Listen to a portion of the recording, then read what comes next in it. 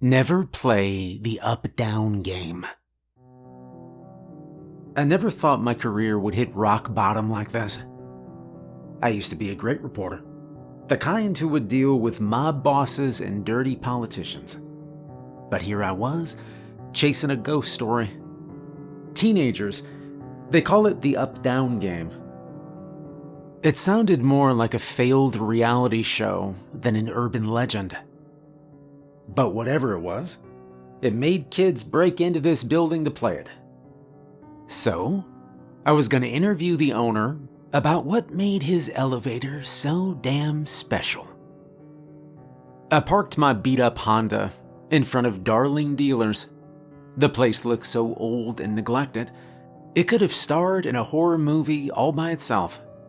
Graffiti covered the walls, and a lot of the windows were smashed up. I adjusted my tie out of habit. It was a cheap silk number that screamed has-been. Not that Darling or his spooky elevator cared what I wore, but old habits die hard. Appearances were everything when I was at the top of the investigative food chain. They still should be, if anyone cared about real journalism anymore. The building lobby was noticeably colder. Musty air clung to my clothes. It smelled like dust and despair. Probably like the stupid kids who snuck in here for their cheap thrills. Mr. Darling met me in the lobby on the first floor. He was a thin man with a wary smile. "Mr. Lewis, I presume," he said. "Yep, that's me, Artie Lewis," I replied. "Thanks for meeting me on such short notice." "Of course," he nodded, leading me towards the elevator. "It's this way. I must admit, it's unusual to get interest from the press about the up-down game. Usually, it's just local kids looking for a scare." The elevator in question looked ordinary enough. Sure, it looked new, but it certainly didn't look special. "Huh. These kids think the elevator's haunted, huh?" I asked. Something like that," he began. "They say if you press the up button 4 times, you enter another world. But the real kicker: lie during the game, and it kills you." "Huh? Kills you? Really?" I said. I hated everything about this already. "Yes, that's the legend. Teenagers have been sneaking in for years to try it out. We've had a few incidents. Nothing deadly, mind you, but enough to keep the story alive." "And the questions? What about those?" I asked, referring to the game rules I read online. "Ah, yes. Well, the game asks you true or false questions. You answer by pressing either up for true or down for false. Simple enough, right? But they say the elevator knows when you're lying." I leaned against the metal doors and folded my arms. "Huh. Well, there's only 4 floors in this building, including this one," I began, "and no basement. So, what happens if I press up 4 times? Mr. Darling's eyes darted away for a second. "Then I suppose you'll find out, won't you? Ah, yes, and one more detail. The game must be played at night. It doesn't work otherwise. It's why I asked you to come over at this hour." Yeah, of course, right? It's got to be played at night, because spooky things only happen in the dark, right? I said. Dear God, I hated my job. Mr. Darling pulled out a set of keys and tossed them to me. "Here, lock up when you're done. You can bring them back in the morning." Now, I had a feeling the old man wasn't telling me everything, but I wasn't going to ask more questions. This story was already taking up enough of my time. The sun was setting. The light cast long shadows through the cracked windows. I watched as Mr. Darling waved goodbye before disappearing through the entrance doors. It was so quiet in here. I could hear the building pipes groan in the background. I looked around the lobby. Place was a dump. Rotting carpets under my shoes. Smelled like mildew. Every step I took, it kicked up a cloud of dust. The walls were bare, stripped of anything that had value. It was clear why the local teens chose this spot for their ghost hunting games. There was something strange, though. What really stood out to me, it was the elevator. Unlike everything else around it, the elevator looked brand new. The steel doors were so shiny that I could see my reflection. It made me wonder why he kept this elevator looking so good, even though the rest of the place was falling apart. I pulled out my notebook, flipping through recent police reports about this place. Mostly break-ins and other wild stunts teenagers would do. I sighed. My job used to be more than chasing urban legends like this. Back in the day, I was all about reporting corruption scandals. You know, the things that truly mattered to society. This case about kids sneaking around in a haunted elevator seemed pretty minor in comparison. But I couldn't help but do my homework. Old habits die hard. I spent the day going through police reports to dig up anything I could find on this elevator. Trespassing cases dated back as far as 10 years ago. Started right around the time Darling Dealers closed up shop here and moved downtown. From what I read, a break-in would happen every couple months or so. Most of them were standard stuff. Some kids got busted for underage drinking, things like that. But some cases did stick out to me. One report claimed that a boy had been trapped in the elevator for 3 days. Another was about a missing girl who was found in the elevator, but with no memory of how she got there.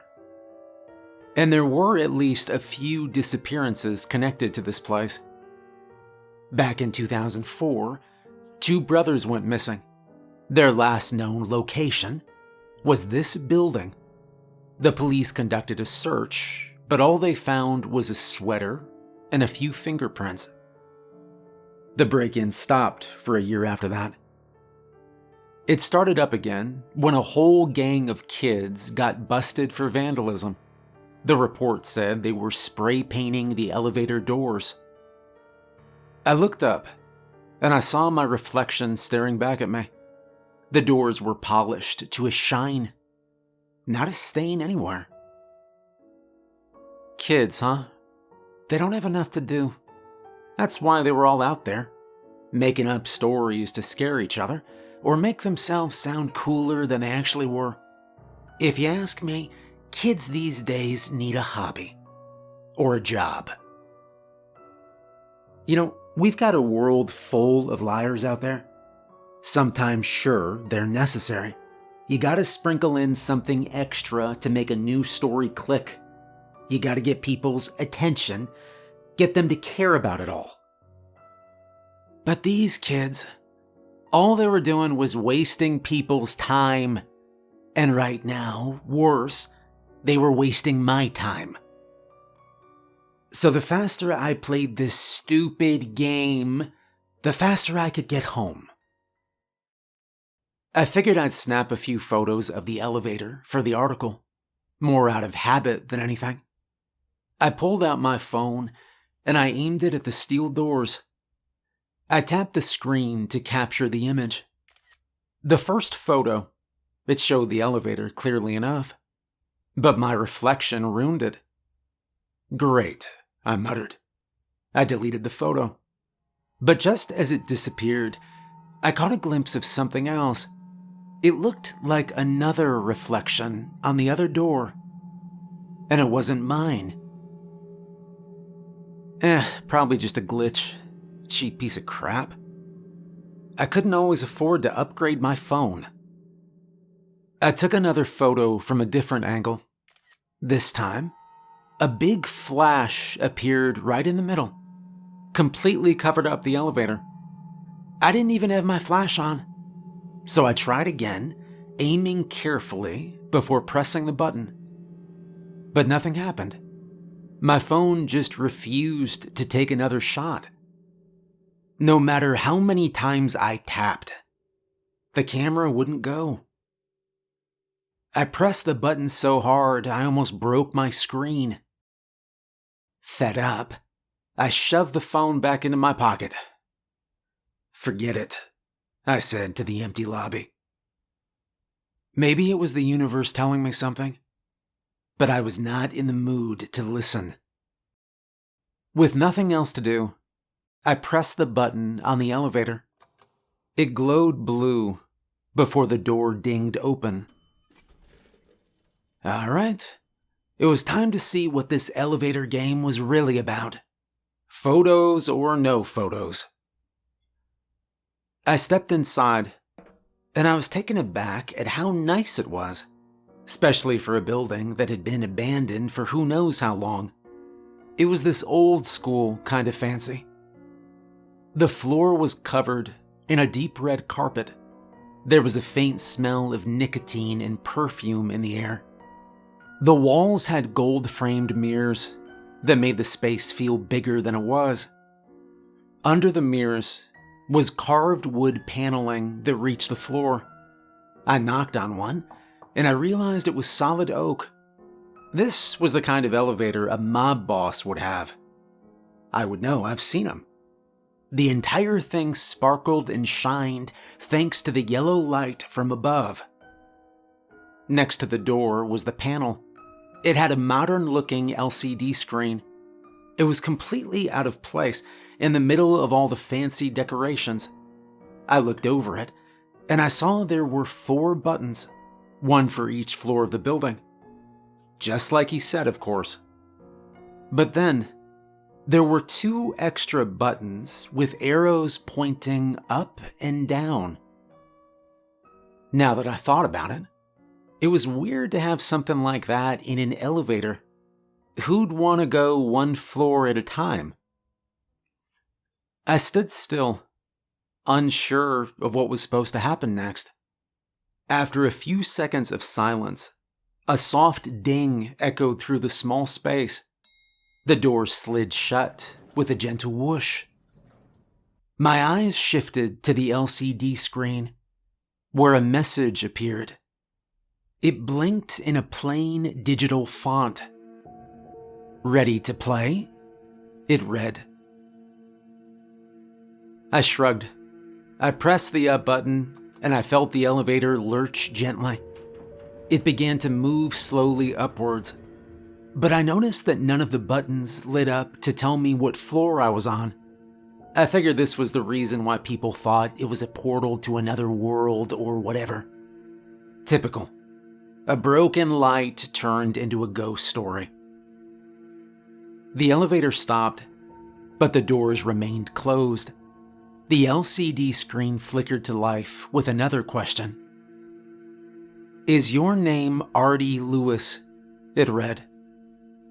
I pressed the up button without a second thought. Just 2 more times, I told myself. The elevator moved again, going up to the 3rd floor. The moment it stopped, another message was on screen. "Were you once a respected investigative journalist?" My teeth clenched. I pressed the up button harder than I meant to. This had to be a joke. Mr. Darling was messing with me. That asshole was probably typing the messages and watching me through a hidden camera. This entire thing was a joke. I scanned the polished walls of the elevator. "This isn't funny, darling," I said. Just one more button, and I could get out of this stupid game. I'd write the whole damn article in 30 minutes and I'd have a beer. The elevator started up again, and soon it came to an abrupt stop. I figured we had to be on the 4th floor now. If the stories were real, answering true on the next one would take me to another world. But I wasn't here to find that. I just wanted to finish this shit.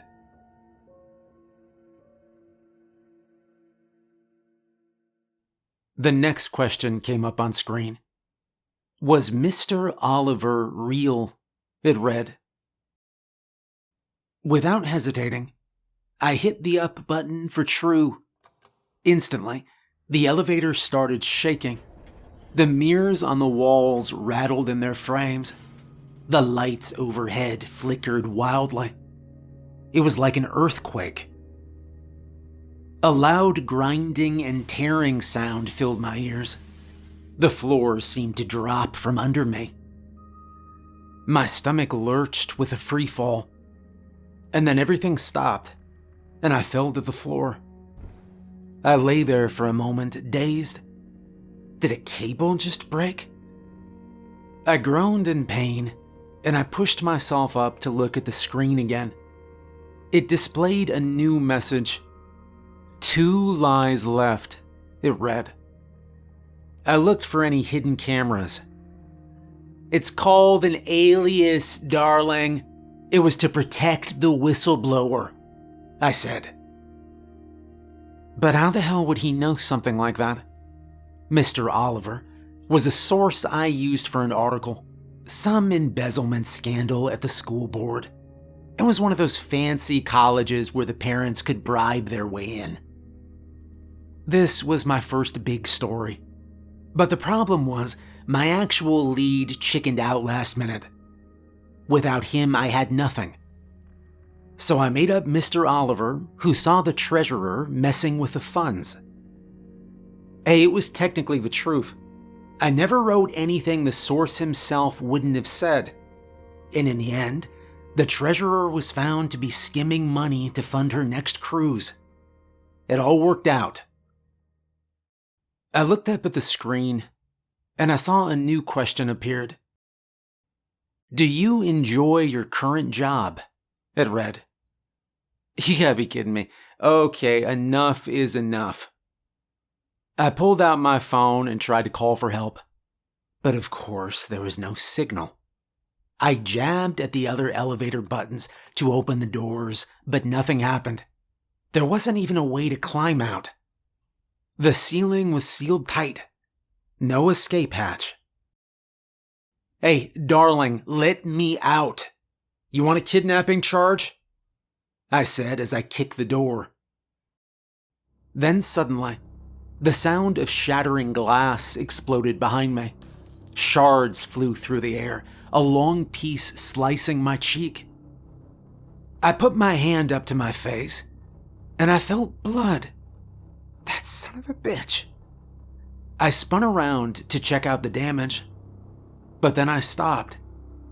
The mirror, it was perfectly intact. No cracks, no signs of damage. In fact, every single one was fine. But broken shards were everywhere. I moved closer to the back mirror. There was something wrong with my reflection. I touched my face. I could feel the cut. It was much deeper than I thought. But my reflection didn't have one. The skin looked completely smooth. Behind me, I saw another question. It looked like there was only one way out of here. I needed to keep playing this messed up game. I decided that once I was out, I would have this whole place condemned. I hit the down button to answer the question. No, I didn't like my job. Who the hell would? And right away, the elevator moved back to the 2nd floor. But this ride was anything but smooth. The whole thing shook violently. It groaned like it was falling apart. The noises were so bad, It sounded like it was barely holding together. The next question popped up on screen. "Have you always reported the truth?" it asked. Ugh, I scoffed and I hit the up button for true. That was my whole job, or at least it used to be. Almost instantly, a horrifying sound filled the space. A tearing noise that sounded like cords snapping apart. The elevator shuddered, and it lurched to one side, throwing me off balance. I slammed against one of the wooden panels. Pain exploded on my shoulder. I reached up, and I felt a thick splinter stuck in my skin. It was about 3 inches long. I had no idea where it came from, but it was made of the same polished oak as the wooden paneling. I grit my teeth and I pulled it out. Blood started to stain my shirt. I looked up, furious, and I saw that the panel had a new message. "One lie left," it said. "I've always reported the truth," I yelled out. The details didn't matter, they never did. But the stories, in essence, were always true. The little things, they shouldn't matter. So what if some quotes were fudged or I named the wrong source? Who cares? The truth still got out in the end. And it wouldn't have happened if it weren't for me breaking a story. I did everyone a service. You're welcome. I tried to steady my breathing. In the background, I could hear the elevator groan beneath my weight. I needed to get out of here. I looked around for something to force the doors open, and that's when I saw something was wrong with the mirrors. It was subtle at first. The reflections in them looked wavy, like looking through water. And then they started warping. I could see my face drooping and twisting. It took me a second to realize what was happening. The mirrors, it was like they were melting. The glass sagged like candle wax. I reached out to touch one. It was hard and solid, like how it should be. But it still dripped down the oak panels like ice cream on a hot day. I stepped back, and I felt something sharp poking me. I turned around, and I saw another wooden splinter about 1/2 foot long sticking out of a panel. And I don't mean a piece had broken off. No, this one, it looked like it was made to be like that. Like it had always been there. I ran my hand along the panel. There were sharp little bumps everywhere. If I kept my hand in one spot, I could actually feel the spikes growing through the wood. This wasn't Mr. Darling. There was no way he could be doing this.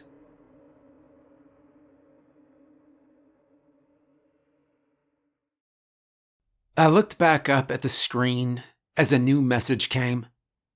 "Did you endanger Officer Nelson's life?" It read. He was safe as far as I knew. He was in witness protection. My finger hovered over the down button. Officer Nelson had been my main lead on a story about a major drug bust. He was deep undercover with a local gang, the kind you wouldn't want to cross. I was the first to report on it when the raid happened. It was some of my best work. I had the whole thing written around Officer Nelson going undercover. Figured it was a good way to make the story more compelling, you know? A story about a real-life hero. People loved that sort of thing. I didn't mention Officer Nelson by name, of course, but the gang knew they had a rat as soon as the paper hit the streets. They figured out pretty quickly who it was. Threats started pouring in, and he became a target. Him and his family had to go into witness protection. I thought about it before pressing the up button. The elevator jerked up to the second floor. I could hear the machinery struggle. The whole thing shook violently.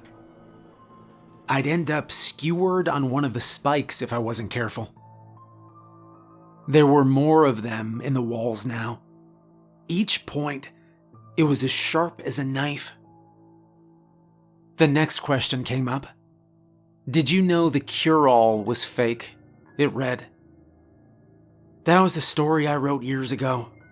Cure-all, it was supposed to be a game changer.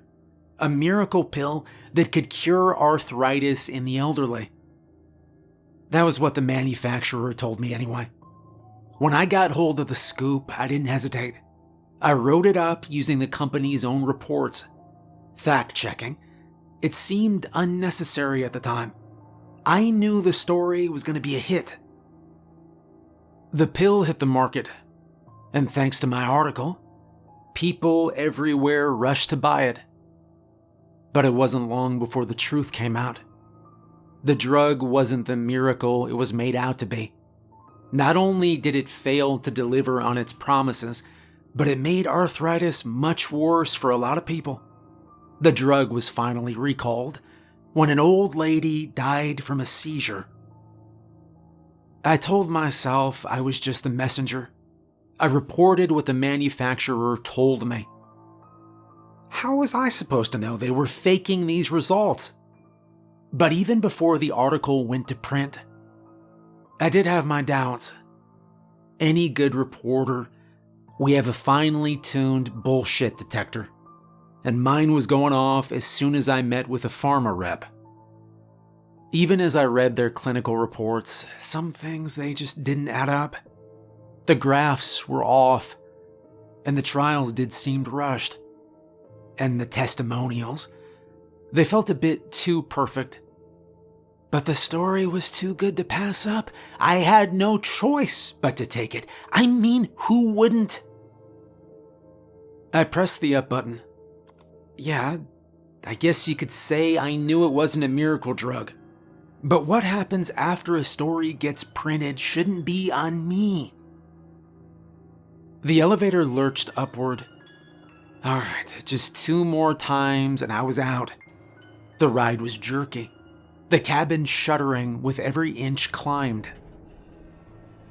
I reached out to steady myself, and I felt something cut into me, and I pulled my hand back. Blood oozed from my palm. The wooden spikes were getting longer. It was like being in one of those medieval torture devices. What is it called, the Iron Maiden? Where they locked you in a coffin full of nails. I could barely move without brushing against one. And then I noticed how small the space was. Not just because of the spikes, but I felt like the walls were closing in. I stood still, and I focused on a single wall. It was slow, but there was no doubt about it. The elevator was shrinking, inch by inch. And yet, I could hear the cabin scrape against the shaft outside as it moved upwards. I braced myself against the door as the elevator tossed me around. It was the only place that didn't have anything growing out of it. Finally, the whole thing stopped as we reached the next floor. A new question popped up. Was Robert Silva innocent? It read. Without hesitation, I pressed the up button. True. Robert Silva was the center of my most controversial story. He was a school teacher, and he knew all the victims in a series of disappearances that shook the city. The public was furious when the first body turned up. They wanted answers that the police didn't have. So, I did a little investigating on my own, and I landed on Silva. My police contact said they thought he was a person of interest. So I jumped the gun. I published the article. I laid out the few bits of evidence I had. I made connections and assumptions that sounded right at the time. I swear they made sense back then. The consequences were immediate. Robert Silva was fired, and his house kept getting vandalized. He moved out of state when someone left a pig head on his doorstep. The police caught the real killer eventually, but Silva never got his job back, and I lost mine. The elevator gave a sudden, rough jerk upwards. I braced myself against the metal doors. They were the only thing not covered in wooden spikes, but as I leaned back, I could feel the doors changing. The texture shifted under my palms. It started to feel less metal, more wood, polished and smooth. I turned around and I watched as the doors disappeared under the same wood paneling. I slammed a fist against what was left of them. What more did this game want from me? I was pressing the up buttons. I was telling the truth. Whatever happens after a story gets out, it's not on me. None of it was my fault. The walls of the elevator continued to close in. The space grew tighter by the second. I couldn't even move my feet anymore without a sharp spike jabbing into me. On either side of me, I could see shiny puddles on the carpet as the mirrors continued to melt. I could barely feel the doors anymore. Above me, the lights turned up bright. The bulbs made a high-pitched whirring noise, like they were about to explode. They never did, though. The lights just kept getting brighter and brighter until it was blinding. I squinted and shielded my eyes. Through the glare, I struggled to read the final question. "Are you a bad person?" it read. "Are you a bad person?" The question bounced around my head. I thought back to all those people. Robert Silva, Officer Nelson, the cure-all victims. I ruined their lives. And they weren't the only ones I screwed over. I knew that. I'd always known that. The light above me, it was now so bright I couldn't keep my eyes open. It seared through my eyelids. My head was pounding from the pain. I could feel my arm getting cut as I brushed against the spikes. I thought about my life again. I was so tired of lying. With a deep breath, I pushed the up button.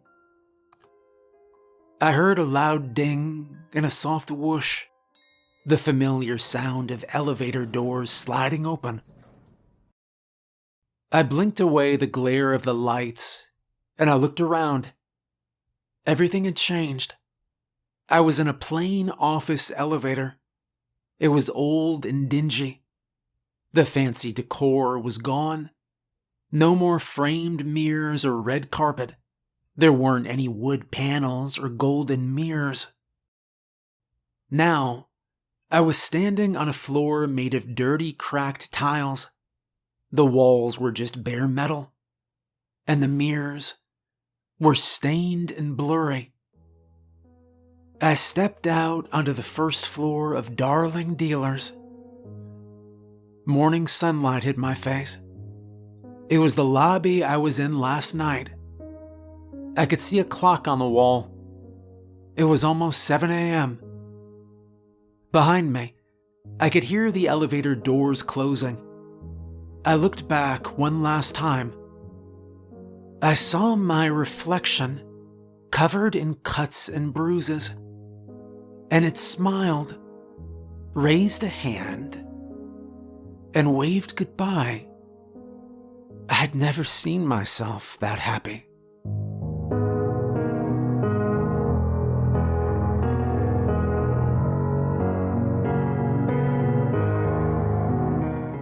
Hey, I hope you enjoyed the video. Special thanks to all my patrons. If you'd like to become a supporter and get the audiobook early access version of upcoming stories, there's a link to my Patreon below. Thanks for watching, and have a good night.